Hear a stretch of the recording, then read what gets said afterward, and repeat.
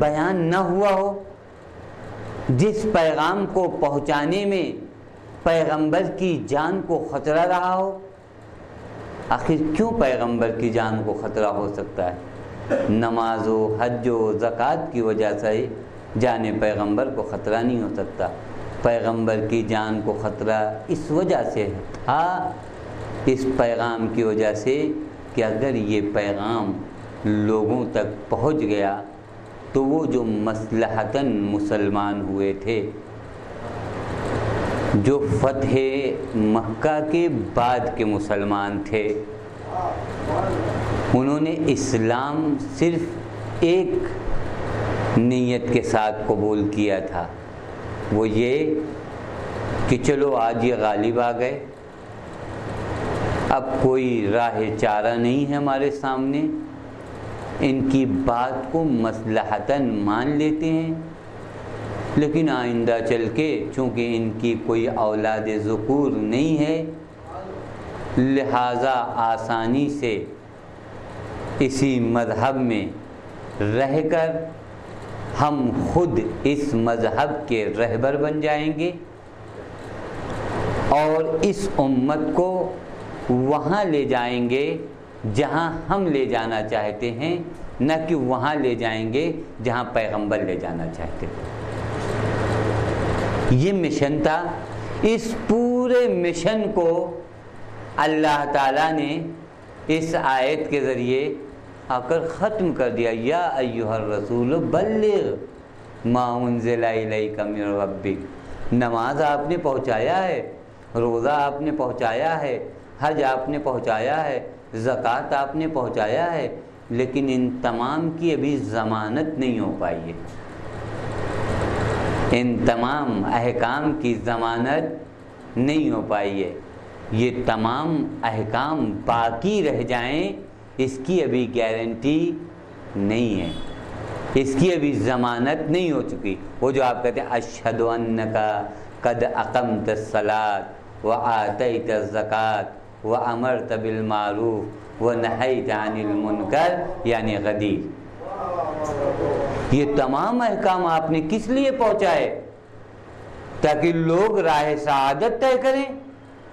اگر غدیر نہیں پہنچایا تو یہ احکام راہ سعادت تک لوگوں کو لے کر نہیں جا سکتے، کیونکہ ان احکام کی روح کو نکال لیا جائے گا، اور جب نماز کی روح باقی نہ ہو تو ایسے نمازی حسین ابن علی کے قتل میں شریک ہوتے ہیں۔ غدیر کے بغیر جو نماز پڑھی جاتی ہے وہ انسان کو امام وقت کا قاتل بنا دیتی ہے۔ غدیر کے بغیر جو روزہ رکھا جاتا ہے، ایسے روزے دار امام وقت کے سر کو نوک نیزہ پر دیکھ کر ہنستے ہیں۔ یہ غدیر کے بغیر کے مسلمان ہیں، غدیر کے بنا اسلام نہیں ہے، غدیر کے بغیر مسلمان نہیں ہے، کیونکہ پیغمبر کی رسالت کے بعد ہم مسلمان ہیں۔ پیغمبر کے احکامات جو بیان کیے گئے اس کے بعد ہم مسلمان ہیں، اور پیغمبر کے بیان کیے گئے یہ تمام احکامات ہیں ہی نہیں، مگر یہ کہ غدیر ساتھ میں ہو، اور اگر غدیر ساتھ میں نہیں ہے تو کار رسالت نہیں ہے، اصلاً اسلام نہیں آیا۔ اب آپ کو سمجھ میں آیا؟ امام حسین نے فرمایا وَعَلَى الْإِسْلَامِ السَّلَامِ اِذْ قَدْ بُلِيَتِ الْأُمَّةُ بِرَائِن مِثْلَ یزید۔ بغیر غدیر کے اسلام پر حسین کا سلام ہو۔ حسین ایسے اسلام کا فاتحہ پڑھتا ہے، یہ اسلام نہیں ہے، یہ وہی تردید ہے جو آیت میں تردید کی گئی ہے، یا ایھا الرسول بلغ ما انزل الیک من ربک وَإِن لَمْ تَفْعَلْ فَمَا بَلَّغْتَ رِسَالَتَهُ، یعنی بغیر غدیر کے جو اسلام تم نے پھیلایا ہے، بغیر غدیر کے جو کار رسالت اگر یہ سوچا جائے تم نے کیا نہیں کیا ہے، یعنی وہ اسلام نہیں ہے جو غدیر کے ساتھ نہ ہو۔ حسین ابن علی بھی آ کر اسی اسلام کا انکار کریں، یہ کون سا اسلام ہے؟ بغیر غدیر کے، بغیر روح امامت کے اسلام نہیں ہے، دین نہیں ہے، یہ وہم دین ہے۔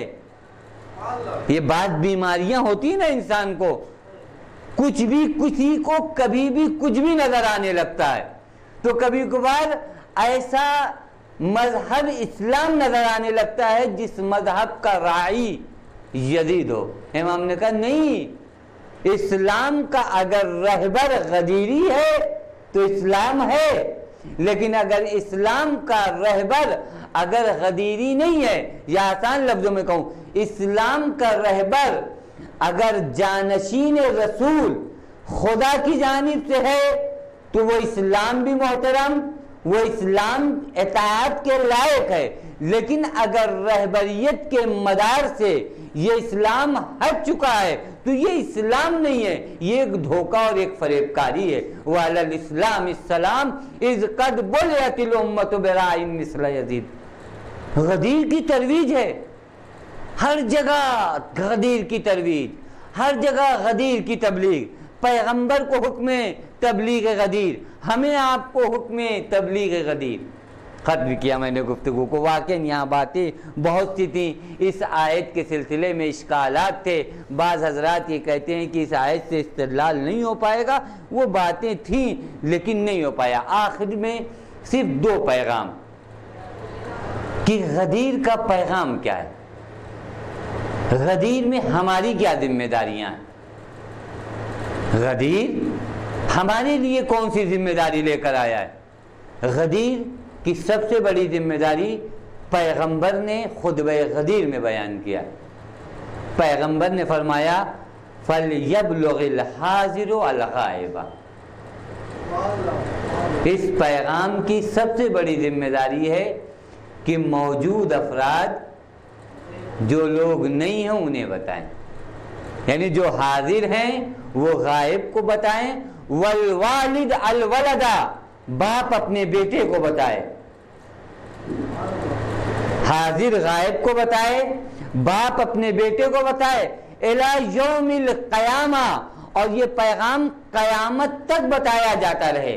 وہ جو میں نے لفظ بلغ کی توضیح کیا ہے کہ ریپیٹ کیجئے، تکرار کیجئے۔ پیغمبر فرماتے ہیں فَلْيَبْلُغِ الْحَاضِرُ الْغَائِبَ وَالْوَالِدُ الْوَلَدَ إِلَى يَوْمِ الْقِيَامَةِ۔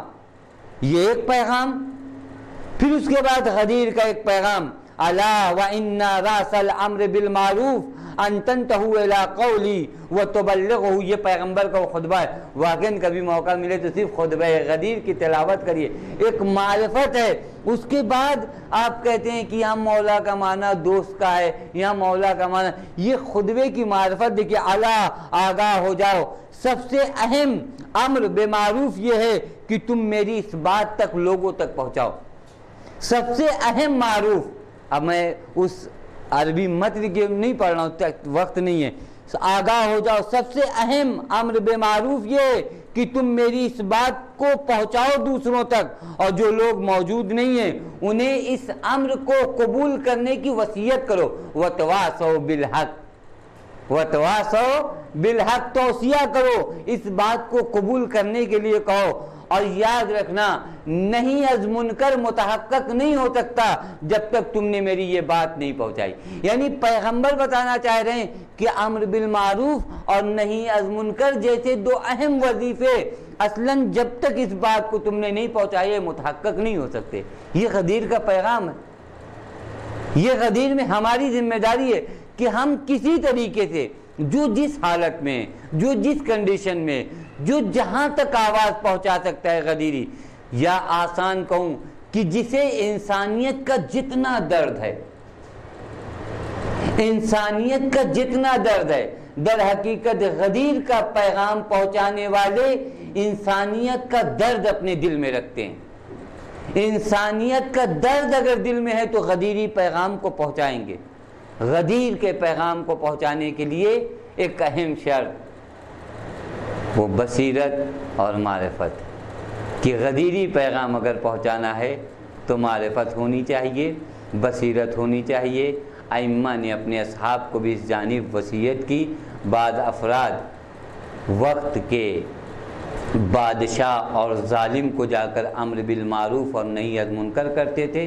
امام موسیٰ کاظم نے کہا یہ کام تمہارا اچھا ہے، بہتر ہے۔ ابن عبداللہ کو کہا کہ کام تمہارا بہت اچھا ہے۔ عبداللہ انس کو امام نے کہا بہت اچھا کام ہے، لیکن یاد رکھنا جب بھی جاؤ تو معرفت کے ساتھ جاؤ، جاؤ کسی کے پاس پہلے معرفت کا درس پڑھو، پھر اس کے بعد جانا امر بالمعروف اور نہی عن المنکر کے لیے۔ غدیر پہنچانا ہے، غدیر پہنچانے کے لیے ضروری ہے کہ ہماری آنکھیں کھلی نہ ہوں بلکہ ہمارے دل کھلے ہوئے ہیں۔ اور جب دل کی آنکھوں سے ہم غدیر کو دیکھ لیں گے، غدیر کے جمال کو دیکھنے کے بعد ہو ہی نہیں سکتا کہ ایک انسان اس جمال کو دوسروں تک نہ پہنچائے۔ آپ بھی دیکھتے دنیا میں اگر کوئی بہت اچھا منظر آپ نے دیکھا ہے، بہت اچھا جمال دیکھا ہے، ایک منظر جو بہت اہم اور اچھا ہو، اسے دیکھنے کے بعد آپ برداشت کر پاتے ہیں، دوسروں کو نہیں بتاتے؟ یہ ہو ہی نہیں سکتا کہ انسان ایک منظر کو دیکھے، ایک اچھے جمال کو دیکھے اور اس کا تذکرہ انسانیت کے سامنے نہ کرے۔ اس منظر کو دیکھنے کے لیے بصیرت چاہیے۔ آئیے آج اس غدیر کے دن ہم و آپ اپنے امام وقت سے ایک عیدی مانگتے ہیں کہ ہمارے امام زمان، اے ہمارے مولا، اے ہمارے وارث، ہمیں آج کے دن ایک عیدی دیجئے۔ وہ عیدی یہ ہو کہ مولا ہم بصیر ہو جائیں، ہماری بصیرتوں میں اضافہ ہو جائے۔ بار الہ آج کے اس پرمبارک روز کا واسطہ، بار الہ تجھے آج اس عید کبیر کا واسطہ کہ یہاں پر جو کوئی بھی مومن و مومنات پریشان حال ہوں ان کی پریشانیوں کو دور فرما۔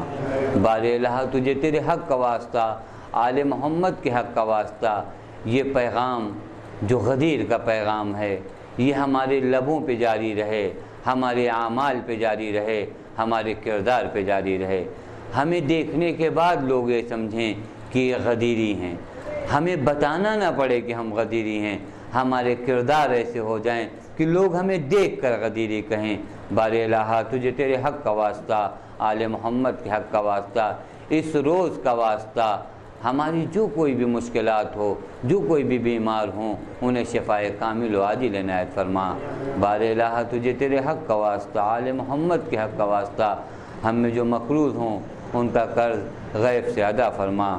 بار الہ تجھے تیرے حق کا واسطہ، اے میرے مولا تجھے آج کے اس پرمبارک دن کا واسطہ ہمارے امام زمان کے ظہور میں تعجیل فرما، ہمیں ان کے اعوان و انصار میں شمار فرما۔